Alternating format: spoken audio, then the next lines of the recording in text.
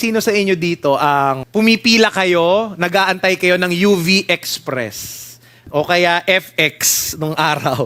Tapos nasa pila kayo, ang haba ng pila. Sa sobrang haba ng pila, bumili ka na ng milk tea tsaka ng french fries. Minsan meron pang siomay. Kasi ang haba ng pila eh. Tapos, inip na inip ka na. Tapos merong isang nakakainis na biglang sumingit sa pila. Mararamdaman nyo yung tension eh.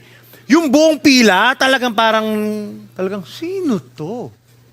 Tapos lahat kayo, galit na kayo, pero pinipigilan ninyo until darating na yung bayani ng pila. Merong isang magmamatapang, excuse me, dun po yung pila sa dulo. Tapos pag narinig nyo yung biglang tumatapang na kayo lahat, nagiging mga baka na kayo lahat. Oo nga, dun po. Anger gives us the courage to confront. Tapos maya-maya sasabihin nung sinita ninyo, ay hindi po ako sumisingit sa pila, ako po yung konduktor, akin na yung mga bayad nyo. Anger gives us the courage to confront. Maganda yan. Pero ito lang, pag nagmatapang ka mag-confront, huwag kang magwawala. Huwag kang maghuhurumentado. Because good anger must be controlled anger. Sabihin mo ng maayos, huwag kang manakit, huwag kang manigaw, kailangan mong kontrolin.